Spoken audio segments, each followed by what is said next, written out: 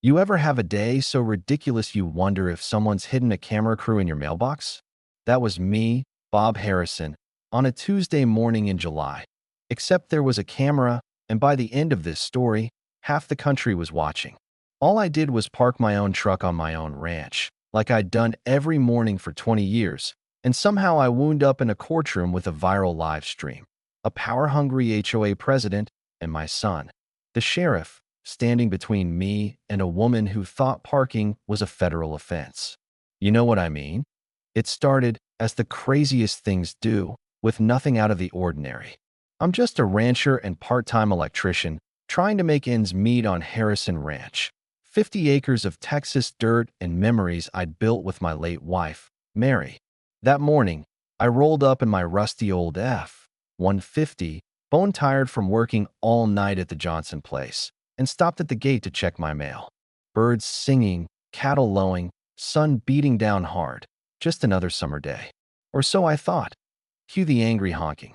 A white Mercedes slams to a stop behind me, and out pops Karen Whitmore, president of Pinehurst Estates HOA, marching toward me with her heels digging holes in my driveway and a clipboard like it's a weapon.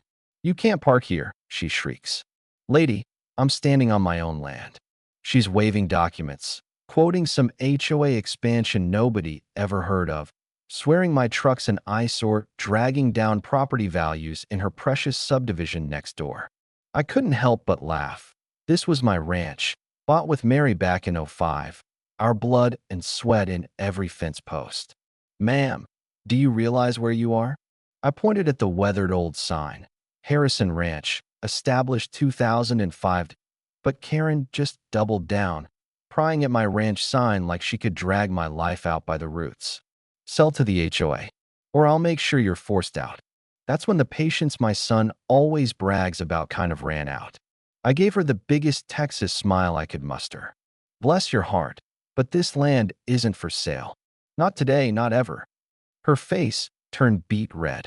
Next thing I know, she's on the phone to 911, shrieking about a suspicious man and a dangerous vehicle.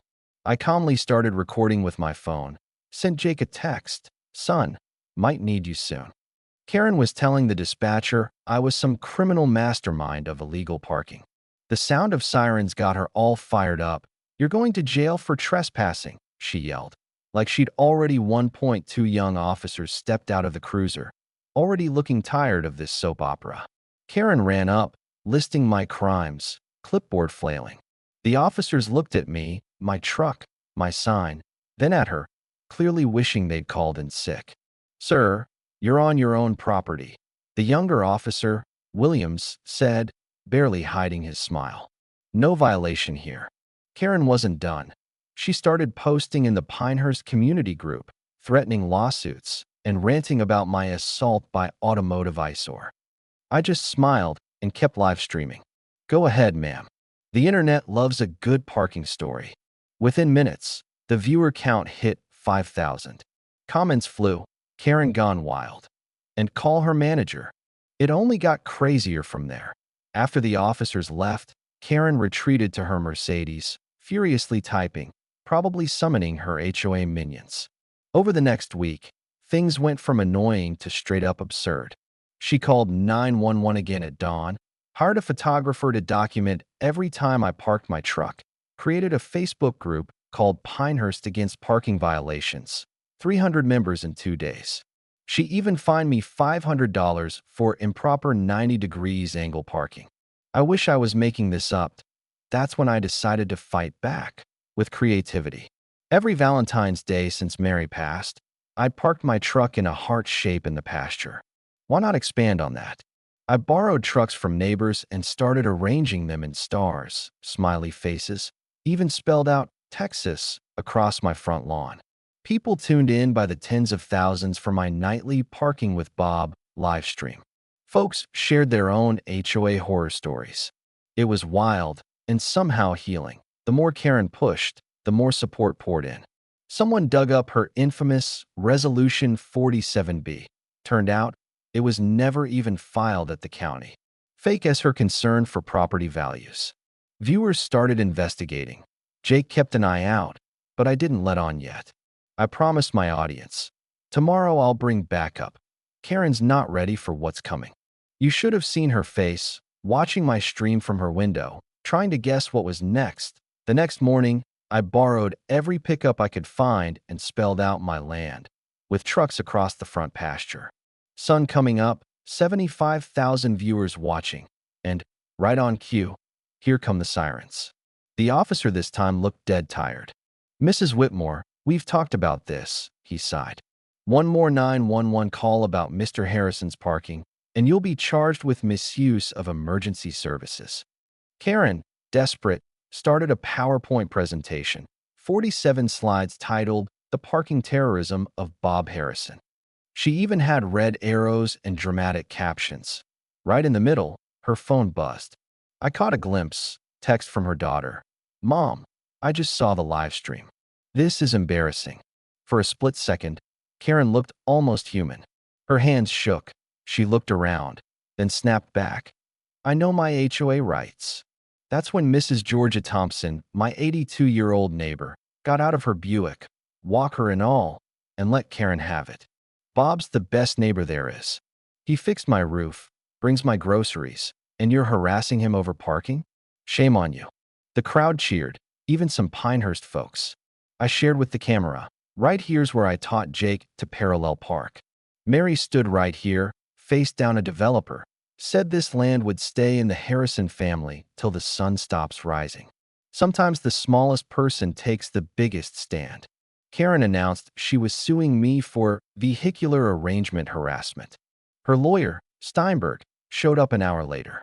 My own lawyer, Linda Ramirez, just laughed. "We'll have fun with this one," she said. The stream hit 100,000 viewers as I parked trucks in a star, waiting for my backup. Karen showed up, army of HOA supporters in tow, a glittery HOA rights banner waving. Then the rumble of a Dodge Charger. Karen's face lit up. Finally, real authority. The sheriff stepped out, took in the crowd, the trucks, Karen's tantrum, and said, "Hey, Dad." "Sheriff Jake Harrison.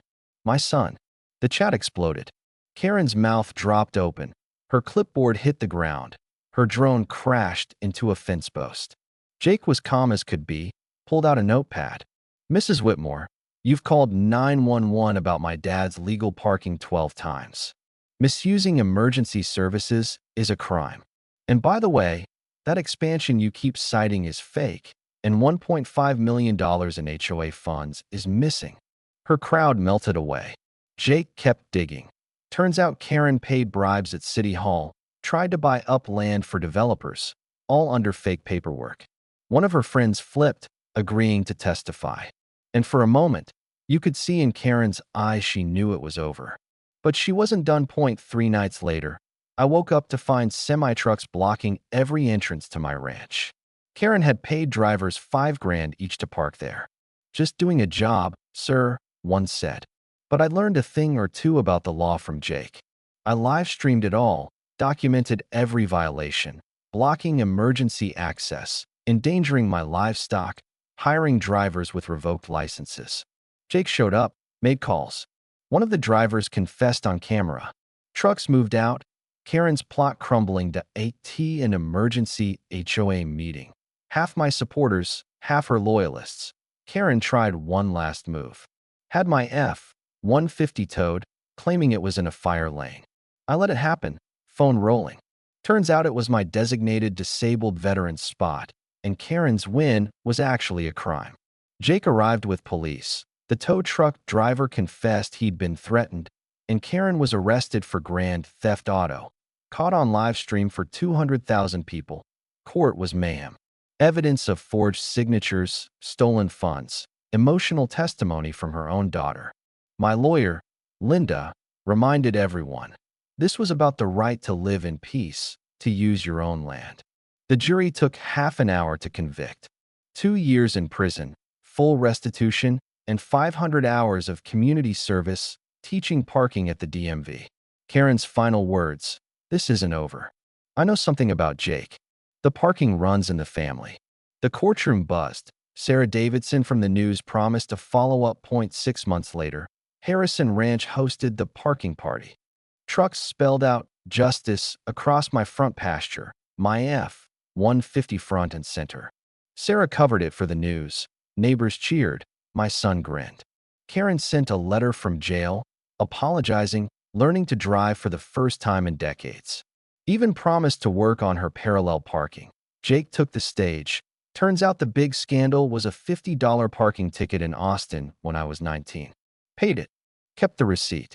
Sorry, y'all, no conspiracy here. The crowd roared, and as the sun set, Jake and I sat on the tailgate, watching tire tracks crisscross the land. I looked at my old truck, smiled, and said, "You can't tow justice." Jake tipped his hat. And sometimes karma doesn't just come around. Sometimes it parks right in front of you and calls you dad. So tell me, folks, where do you stand? Ever had a neighbor go too far? Where's the line between rules and rights? Drop a comment below, like, subscribe, and join us next week for more mayhem, where common sense sometimes takes a vacation, but karma always finds a parking spot.